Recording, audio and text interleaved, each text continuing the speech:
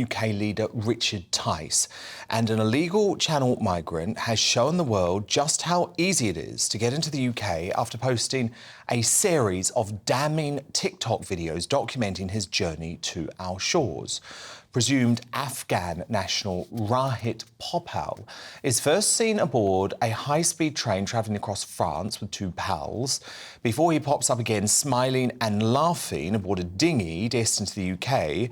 And in a final insult to the British public, there he is, relaxing and watching television in a luxury English hotel, most likely paid for by you and me. This comes after more than 200 illegal immigrants crossed the Channel today, joining the near-record 661 who landed on our shores yesterday.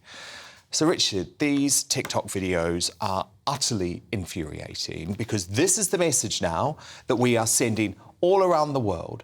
You arrive in this country and you're going to be put up, potentially in perpetuity, by the way, at a cost of £5 billion a year in a luxury hotel. Let's be very clear what these TikTok videos are. They are advertising, a form of advertising. Come to the UK and all will be wonderful. We are the land of milk, gold and honey. Someone else will pay, will clothe you, will feed you, will heat you, will clean your rooms. And so don't be surprised when all of a sudden there is an ever greater magnet of people who say, well, I know you go on holiday in France, but actually France is not good enough for me. Yes, it's a safe country, but we'd like to be even safer in the ever generous, ever exploited, ever manipulated United Kingdom. And it's us, all of us, taxpayers. We're the only people paying it.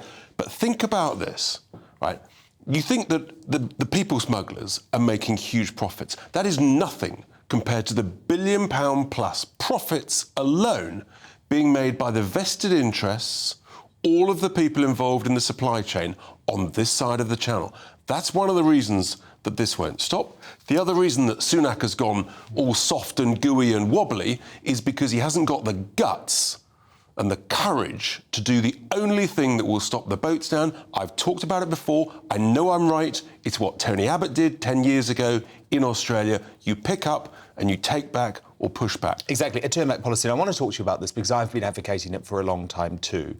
Can you talk about the specifics of how it would work? How would a turn-back policy... It's very simple, actually. It's remarkably simple. So in the same way that currently the border force cutters pick the illegal migrants out of the dinghies and put them into the boat, they bring them currently to Dover. You basically just turn round, reset your compass and you head to Dunkirk or you head to Calais and you offload them there.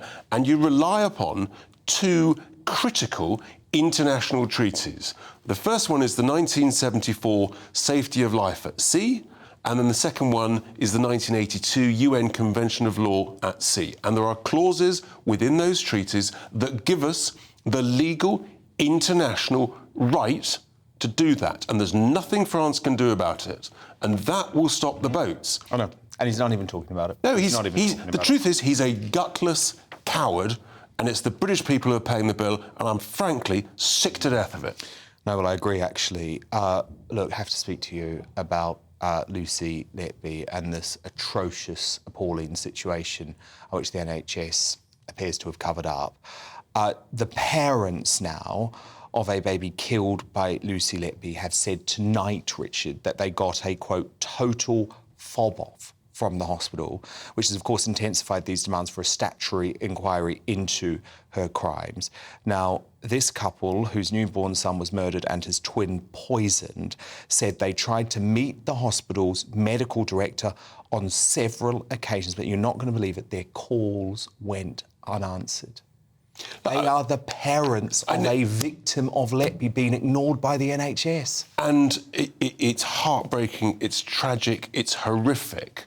But I'm afraid we shouldn't be surprised. The Health Service own ombudsman, in a report this summer, he said there is a culture of cover-up and ingrained defensiveness. And that's why, frankly, I now term it the National Cover-Up Service. Wow. It is simply not good enough. It requires... That's a big call. It is a big call, but I tell you what, we are all utterly sick and tired of hearing, oh, there's going to be an inquiry. We're going to learn the lessons. It'll never happen again. The only thing you know is if we carry on like this, the only thing that will happen is that terrible things will happen again, and they will be covered up once again, because this is a health service that believes that you hear all about their lovely sort of well-being and looking after the staff. What about looking after the patients? What about telling the truth?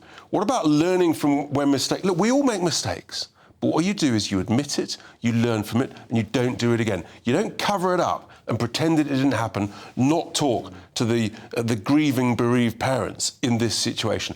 Time and time again, we hear about this. And I think once again, the British people are sick and tired of this incompetence. OK.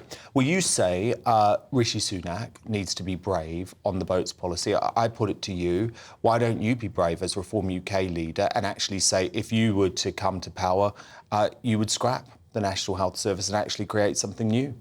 Actually, what I would say is, I've always said it needs fundamental reform from top to bottom, and you've got to welcome the use of the private sector and create a sense of competition, always still free at the point of delivery, but we have to be honest. Even GP?